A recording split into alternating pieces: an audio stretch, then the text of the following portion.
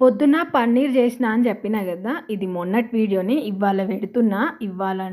ఇవాళ మాట్లాడుతున్నా రేపొస్తది. సరే కానీ పన్నీర్ అయితే నిజం చెప్తున్నా చాలా మంచిగొచ్చింది.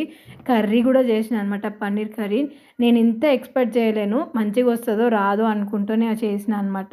పగిలిపోయినాయి కదా పాలు పొయ్యి మీదయితే పెట్టేసినా అనమాట. పగిలిపోతే ఏం చేద్దాం ఇంక అంతా బట్టలు చుట్టేసి రోల్ పెట్టేసినా అనమాట. తర్వాత ఓపెన్ చేసి చూస్తే నిజం మంచిగొచ్చింది. ఇంట్లో పనైతే ఇవాళ ఎట్లయిందంటే అమ్ములొచ్చేసిందనమాట గిన్నెలు కడుగుతుంటే. ఇంకా మంచిగా దాంతో ముచ్చట పెట్టాలి. లేకుంటే దానికి కోపం వచ్చేసి వెళ్ళిపోతదనమాట. మాట్లాడుతూనే ఉన్నా. అయినా కూడా నేను పని చేసుకుంటున్నా కదా! ఇంకా నేను కూడా మా ఇంటికి పోయి గిన్నెలు కడగాలి, బట్టలు పిండాలి, ఇల్లు ఊడవాలి, ఇల్లు తుడవాలి అని చెప్తుందనమాట.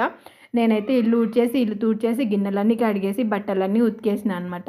దానికి చాక్లెట్ ఇయ్యమన్నది. నేను పనంతా చేసుకున్నాక చాక్లెట్ ఇస్తా అంటే ఏడుపు మొఖం పెట్టేసుకొని ఇంటికెళ్ళిపోయింది. సరే రావే ఇస్తా అంటే కూడా అస్సలు వినలేదనమాట.